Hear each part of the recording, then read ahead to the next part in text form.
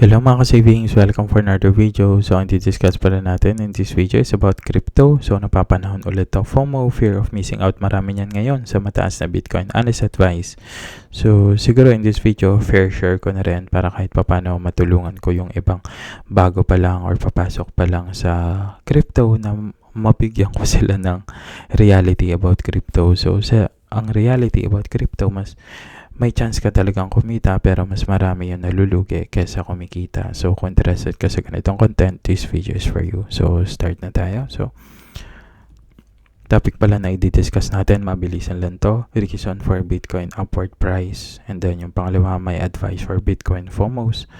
And then pangatlo, please do not lose your hard-earned money. Lalo na ngayon yung sa mga papasok pa lang sa crypto o yung mga knowledgeable lang sa crypto, yung mga kumbaga yung mga nagkaka-interest sa crypto, magkakaroon tayo ng magiging bombarded tayo sa mga good news, sa mga testimonial, sa mga influencer, sa lahat na okay yung crypto, may kita sa crypto, yayaman ka sa crypto. So ang tendency niyan talaga is maglalabas ka ng pera, mas malaki yung chance mo na malugi kaysa kumita. So first muna tayo, reason for Bitcoin upward price. Pero yun sa FOMO pala muna. So isa lang to magandang explanation regarding sa FOMO. So sample ako.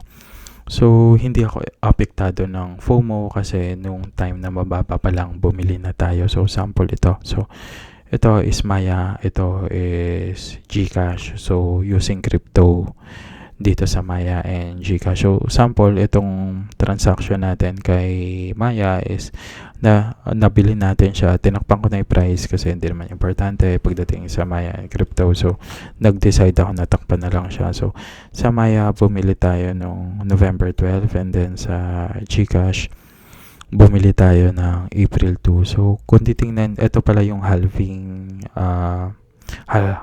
calendar ng crypto. Later on, i-discuss din natin yan. So, November 2022. So, check ko lang.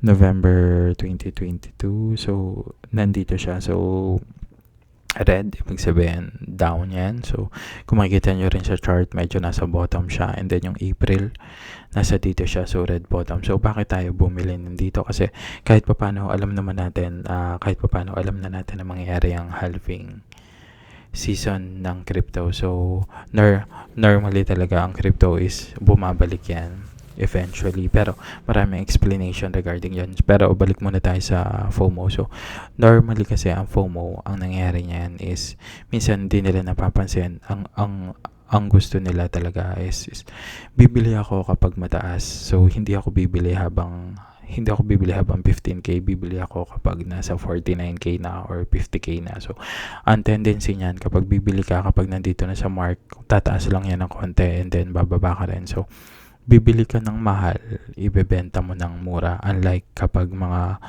kahit pa paano meron ng knowledge kahit anong asset class ang pasukin nyo.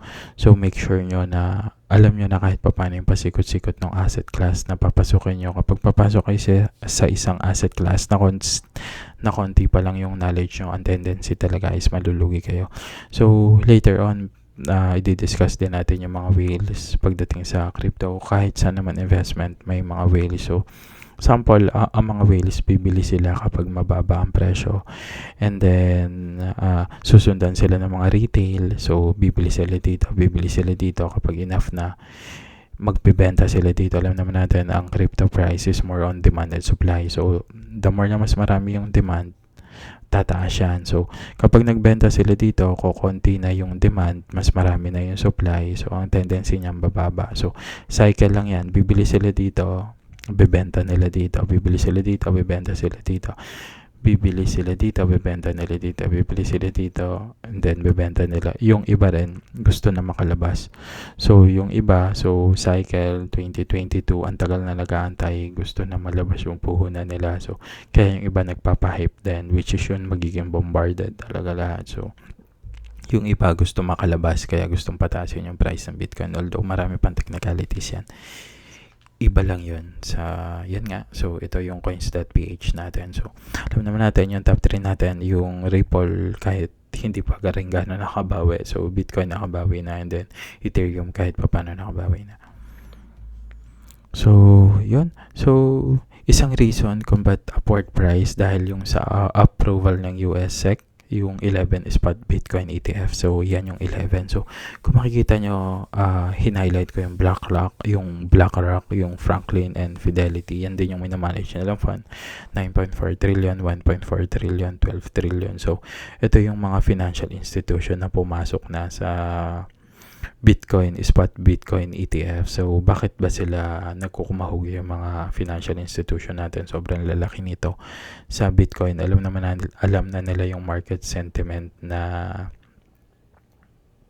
kumbaga yung mga institution na yan, may mga leads yan na hindi alam ng mga retail. So, kumbaga, makokontrol nila yung market at the same time, makikinabang sila sa fees.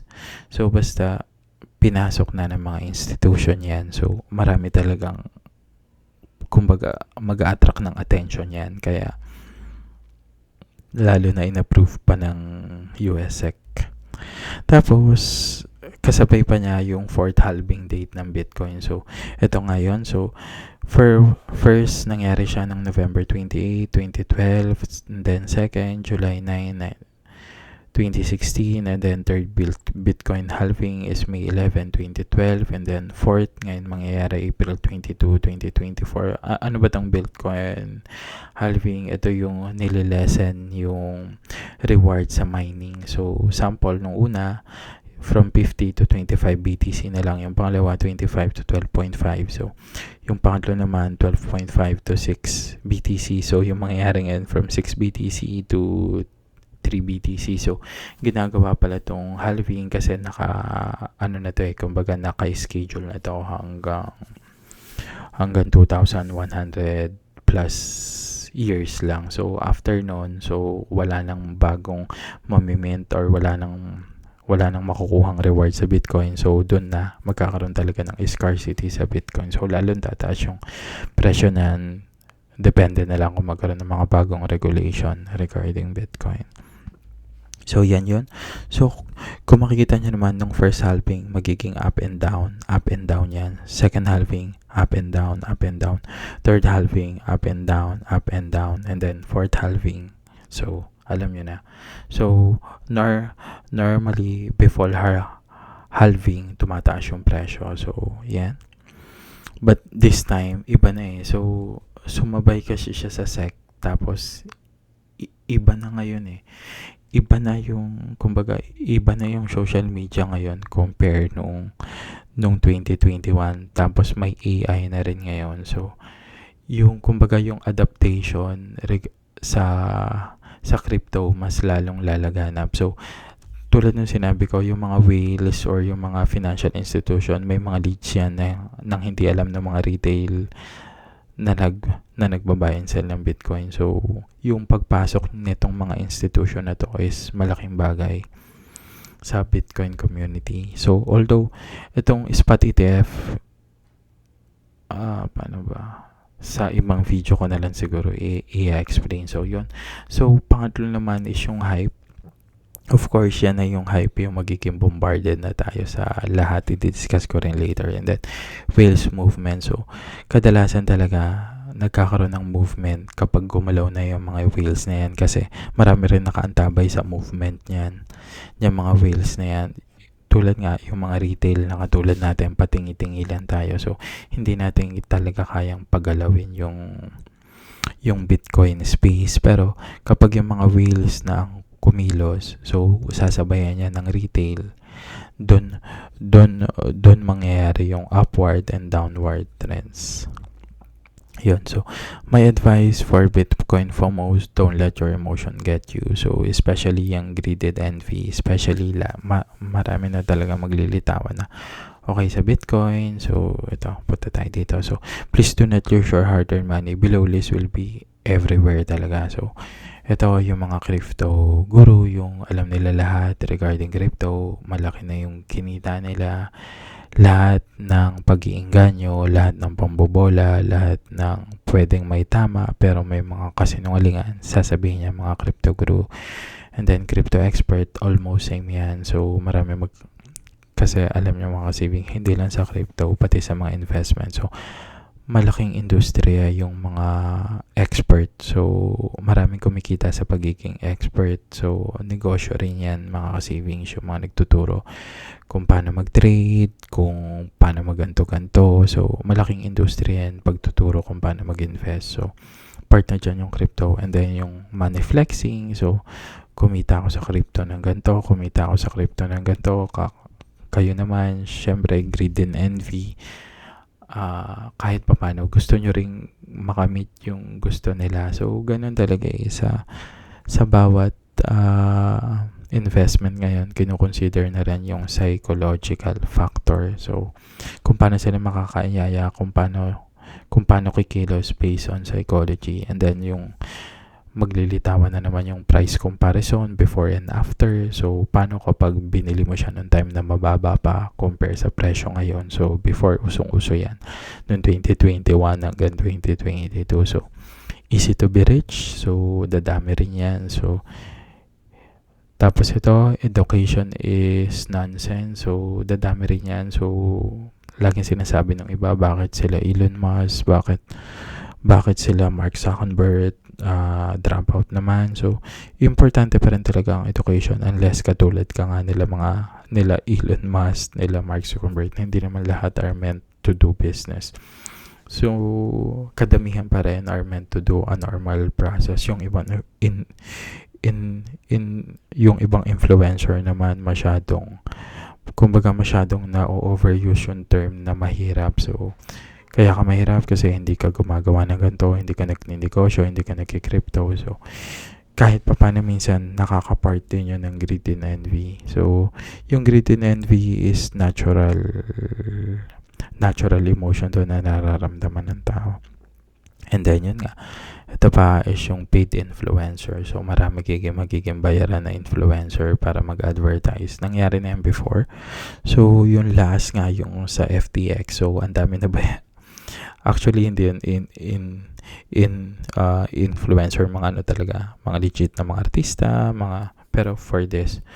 So, marami na namang mababayaran ng mga influencer para ma-advertise yung mga coins, exchange, and then mauuso na naman yung mga rug pulls, and then coin money exchange na magsasara. So, tapos yung iba pa, yung I will help you to be rich quickly. Tapos yun nga, siguro ang game changer ngayon is yung mga AI natin. So, napakadali na gumawa ng content.